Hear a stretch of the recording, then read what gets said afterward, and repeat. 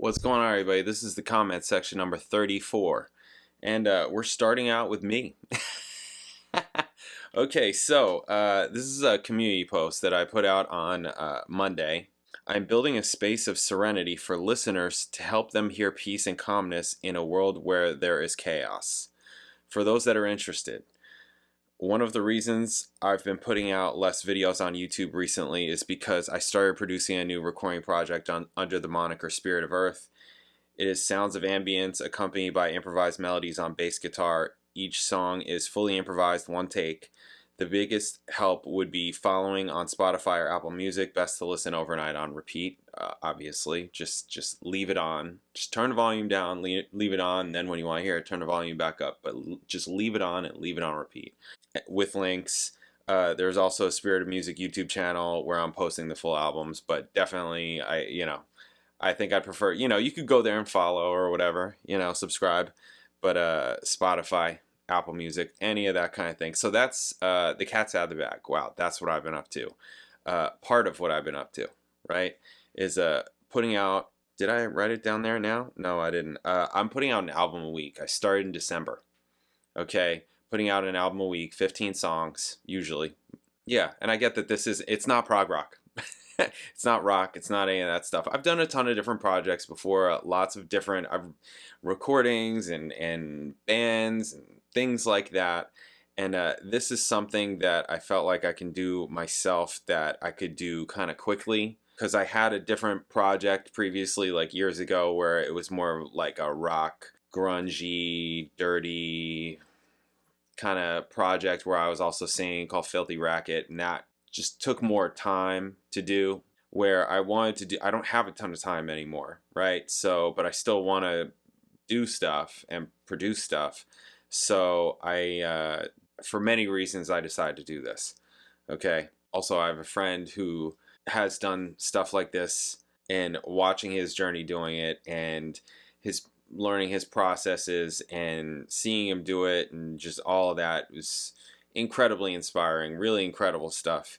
So I wanted to do it, and I thought it would be cool, and I enjoy doing it. Actually, it's pretty cool. It's been a little bit of an interesting journey so far in terms of figuring out my process and what I like and what I don't like and what I feel like works and what I feel like doesn't work or isn't working. And I'm still kind of working that out, because like at first I was doing a lot of things where I'm playing bass behind, and the bass I'm using is actually my 5-string, which people may or may not have seen on the wall. I'm using this bass right here, this MTD, gorgeous bass. I've had this thing for 20 years. Had to have had it for 20 years. It's really incredible. A lot of people who've heard the music already have been like, wow, you're like, that's a bass? It sounds like a violin or a cello or, whatever.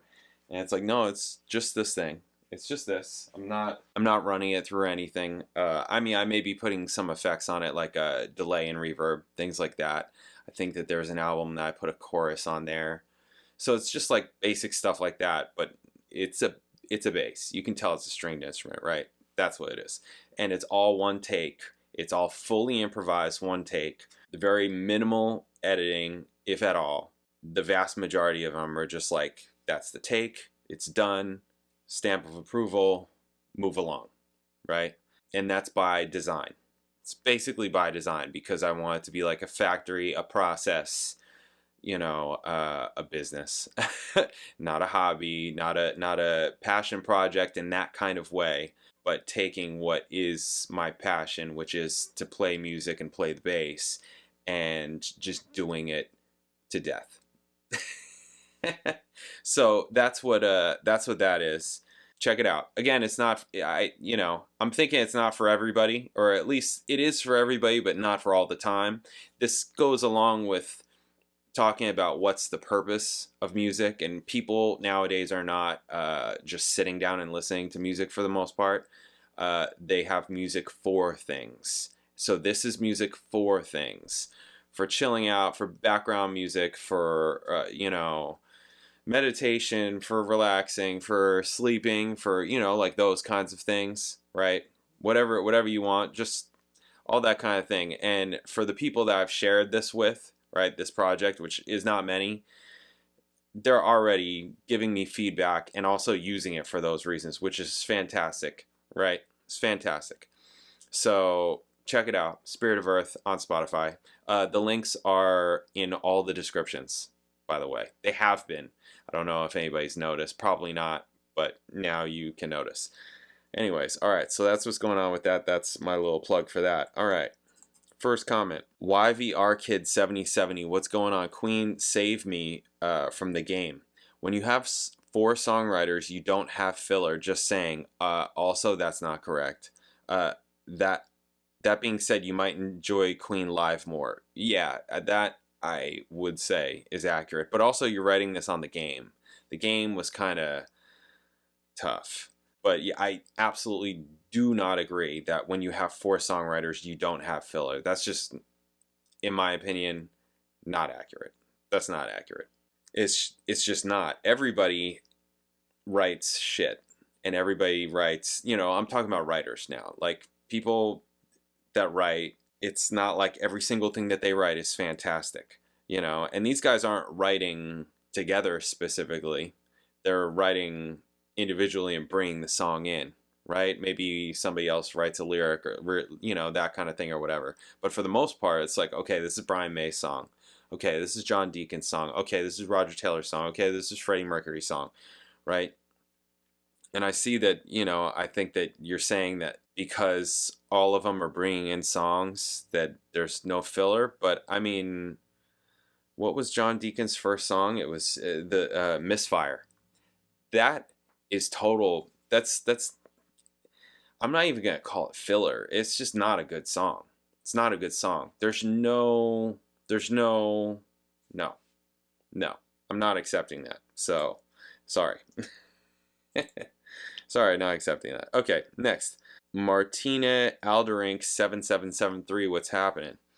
Queen coming soon, the game. If I have learned anything, you bobbing your head is no indication of what you find. That's accurate. I've said this before in comment sections. I've said it before in videos. Me just moving, just keeping time is just that. It's just that. If I'm into something, you could tell. You could tell, right? You could tell if I'm into something versus like, okay, he's just like kind of, keeping time. So that's all that is. All right, next. Scott Zappa 9314, what's going on? Queen, now I'm here live. Hammersmith Odeon. Freddie is truly one of the greats from one of the great bands. As you said, it's very subjective. I like that your reactions are so visceral and less intellectual or music tech jargon. Some singers and composers lose me with the music technical talk.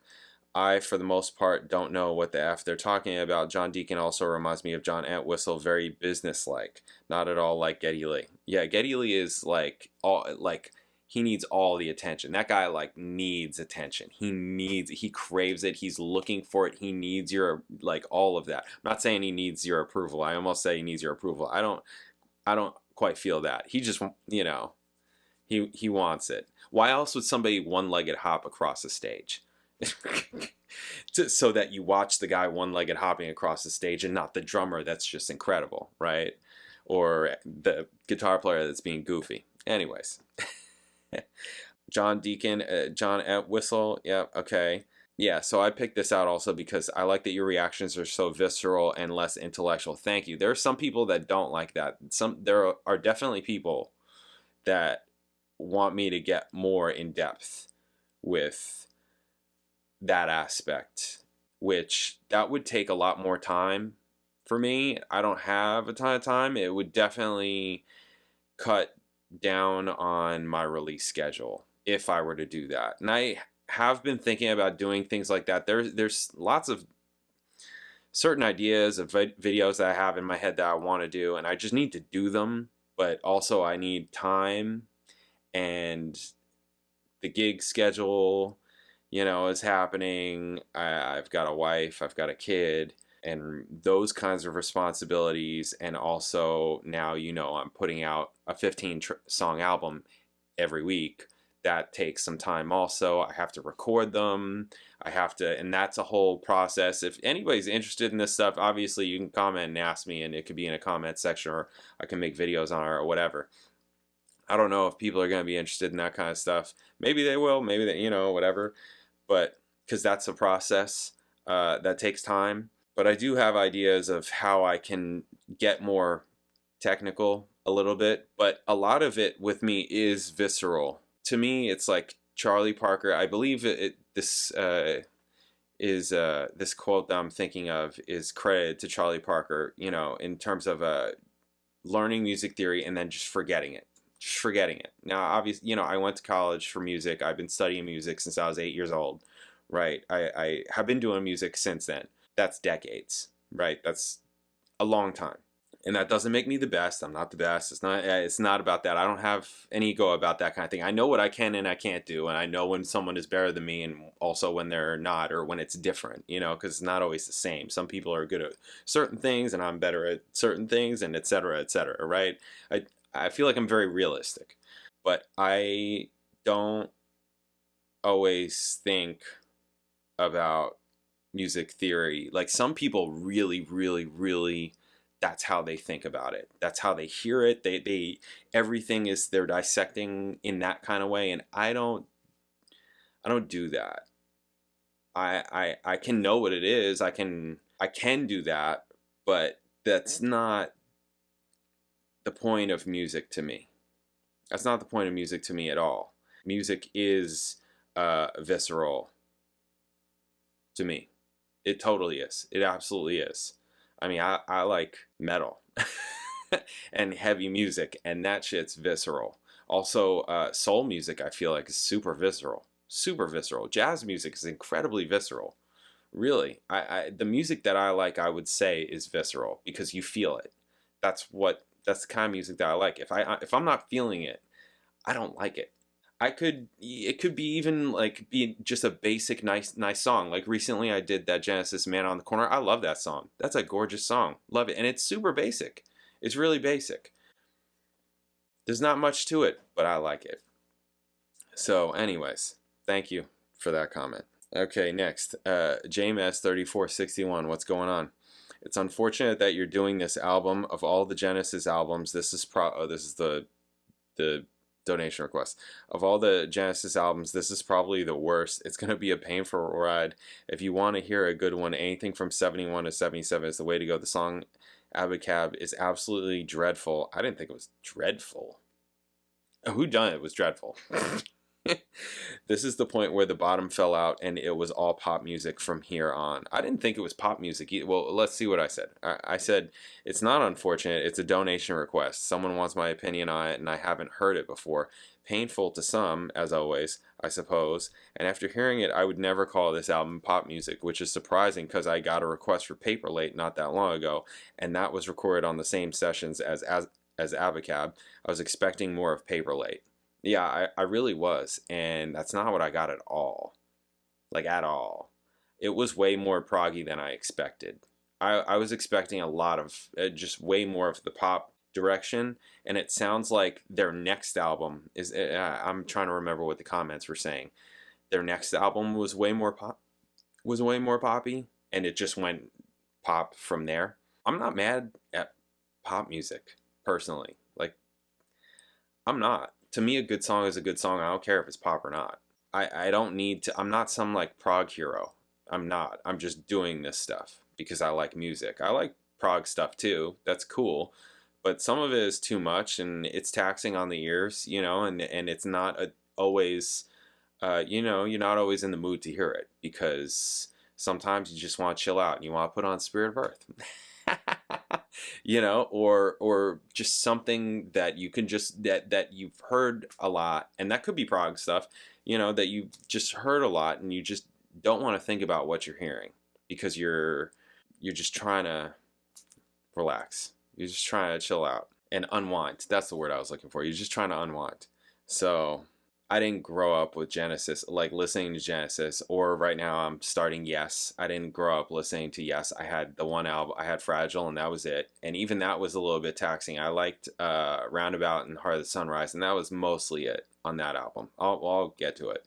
I mean, that's what it is. And it's fine. I don't care what you like or what you don't like. But, it's not painful for everybody, is basically what I'm saying. It's not painful for everybody, and I'm sure there are people that are not into Genesis, the early Genesis. I'm sure that there are, because it's not for everybody. It's just not. There's a lot of people that don't like music that it sounds like it's just for musicians. You know, a lot of people don't like that because they don't get it, they don't understand, and they don't care to understand. They just want to enjoy themselves and what they're doing and the music that they're listening to. And that could be viewed by you as shallow or whatever, but it honestly, it doesn't matter. They don't need, you know, like everybody's different. It's whatever. So, all right, there it is. All right, there's gonna be another comment section video because I have a few more comments that I gotta get to. But thank you guys. I'll catch you in the next video.